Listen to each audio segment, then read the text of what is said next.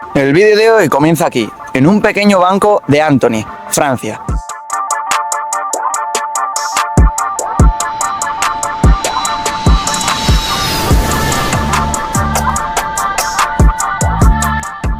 Porque hoy vamos a descubrir uno de los mejores clubs de París que está situado a escasos minutos de la Torre Eiffel. Quédate en este vídeo porque vamos a ver cuánto cuesta la pista, cuántos monitores tienen, cuántas pistas y sobre todo cómo evolucionó y evoluciona el pádel en Francia. Y es que ni más ni menos, ¿te imaginas tener un club donde puedas jugar al pádel, comer, cenar, hacer una fiesta y además estar a escasos minutos de la Torre Eiffel? Bienvenidos a un nuevo capítulo más de Pista en Pista.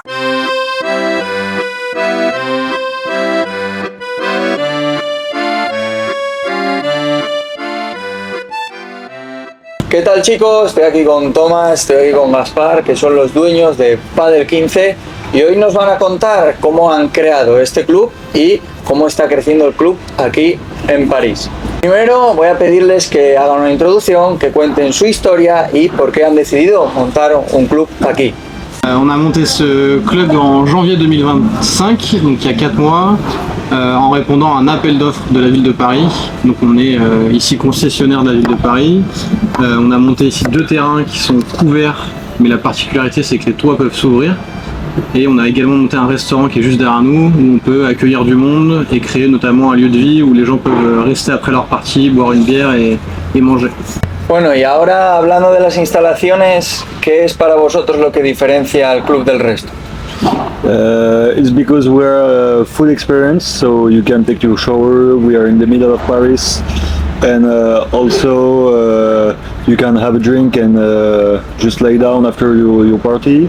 And it's open to everyone. It's not a private place, so we just try to minimize everything with some activities inside. We have a pétanque pitch, we have like a guinguette lounge outside for the people who don't play paddle and want to discover that and just see some parties and stuff. So I think that's the main point, how we can difference.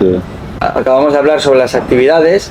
Entonces, bueno, ¿qué tipos de actividades hay aquí en este club? Alors pour la partie paddle, on a des locations à l'horaire, donc les gens viennent juste jouer pour 1 heure ou 2 heures entre amis, entre collègues, entre familles. On organise également des tournois, donc pas professionnels mais un tournoi officiel, 2 à 3 fois par mois. Et autre activité qu'on a à part le paddle, on a un terrain de pétanque où les gens peuvent jouer à la pétanque, au molki.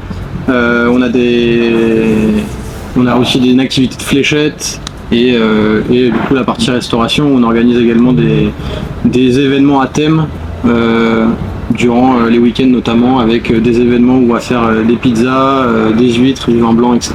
Y bueno, en este capítulo también vamos a pegar obviamente la pegatina de Pista en Pista. Va a ir aquí abajo, ¿vale? Hablando un poco sobre los eventos, ¿cómo creéis que ha crecido el pádel en París y cómo creéis que evolucionará? Les gens l'ont découvert avec ça commence à se développer dans le sud, mais à Paris, avec la particularité qu'il n'y a pas de terrain disponible, en fait il n'y avait pas de possibilité de jouer, donc il y a plein de cours qui ont commencé à ouvrir, mais dans la banlieue de Paris. Et en fait la demande est telle et les gens dès qu'ils viennent, ils commencent à jouer, ils deviennent absolument fous de ça et ils ont envie de rejouer. Je pense que c'est encore un sport qui va bien avoir 5 ans, 6 ans d'expansion dans Paris avant de stagner. À partir du moment où on a ouvert, on était déjà quasiment complet, sans faire beaucoup de communication, sans faire forcément de pub plus que ça, à part Instagram et LinkedIn. Des gens nous ont connus et sont tout de suite venus en réservant sur des plans 3D. On n'a même pas encore de photos du club, etc. Donc je pense qu'on a encore des belles années devant nous. Ouais. Bueno, ya veis que el pádel está creciendo mucho en París. Mucha de la gente que vea el vídeo, pues obviamente va a querer visitar el pádel si viaja. Contarnos un poquito cómo sería la experiencia o el proceso de un jugador de pádel que vuele. Sobre todo yo tengo mucha gente que me ve desde Argentina, desde América. Un jugador que vuele, aterrice, ¿qué proceso tendría que hacer para reservar una pista en vuestro club? Alors pour réserver un terrain ici pour les étrangers ou même pour les Français, on a une application mobile qui s'appelle Paddle 15 qu'il faut télécharger et ensuite vous créez juste un compte avec nom, prénom et adresse mail et sur l'application vous allez avoir l'ensemble des créneaux qui sont disponibles 5 jours à l'avance. Donc si vous arrivez le dimanche vous allez avoir la disponibilité que pour le vendredi, c'est normal. Et puis voilà. Heure par heure. Donc si vous voulez jouer à midi, il faut se connecter le mardi à midi pour le dimanche midi. In the south, a lot of clubs have their own application. We don't have like marketplace. We have one. It's, the name is Anybody. It is really specific for Paris. They are not used in the south and in other cities. It's good like this. Mucha gente ahora mismo se preguntará cuánto cuesta jugar en París. Ok, bah, on est à peu près dans la moyenne. Donc en heure creuse, on est à 12,50 € par personne pour une heure. Et en heure pleine, c'est 15 € par personne. Donc pour une heure et demie, c'est 22,50 € par personne. Et nos heures creuses, c'est la semaine, donc entre 8h et midi, de 14h à 16h. Et après, sinon, c'est en heure pleine, donc 16h, 22h. Et on est ouvert tous les jours, de toute l'année, de 8h à 22h. Donc que ce soit jour férié, dimanche, vacances, on est ouvert tous les jours. Mucho más caro que en España. Y en España falta muchos sitios, sobre todo donde se pueda comer y jugar. En el extranjero esto es mucho más común. Estos chicos tienen un restaurante aquí que está muy bien hecho, tienen comida muy apetecible. Entonces, bueno, contarnos un poquito cómo es la experiencia de tener un restaurante dentro de un club. Donc ici on est 3 associés dans l'affaire, donc Gaspard, Thomas et le troisième c'est Yves. Et notre troisième associé il a du coup un restaurant à lui dans Paris également. Et du coup il nous accompagne sur toute la partie restauration. Donc c'est avec lui qu'on fait les menus, les plats du jour.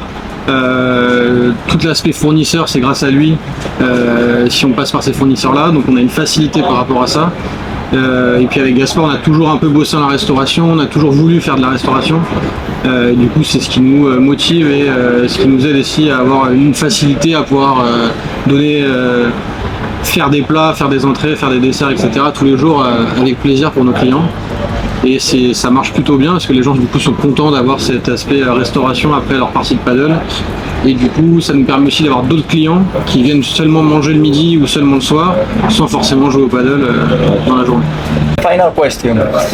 You start with 2 courts, with 1 restaurant. The paddle is growing a lot in all countries, not only here.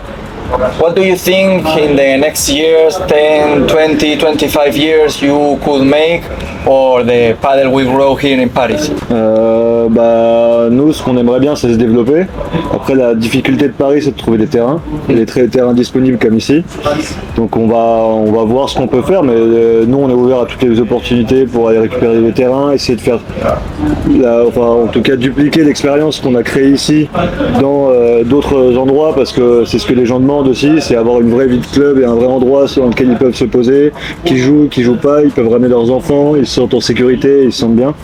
Et avec même développer des cours de pilates à côté, développer des running clubs, développer à peu près tout ce qui peut être attrait au sport et qui peut amener des gens et faire connaître ce sport-là tout en dynamisant et en touchant un peu tout le monde. Donc nous, ce qu'on aimerait, c'est se développer. Après, comment est-ce qu'on va se développer, on ne sait pas encore.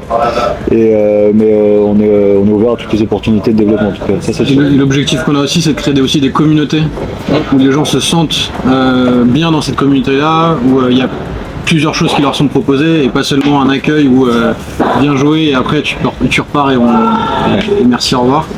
Donc voilà, le but de créer une communauté, c'est toujours l'objectif phare dans les projets qu'on a et qu'on aura. Un lieu de vie justement qui peut accueillir tout le monde et pas juste les joueurs de paddle. À proximité des habitations comme ça, à proximité. So Thomas, Gaspar, thank you for the interview. Thank you so much. Merci beaucoup. You did it so well.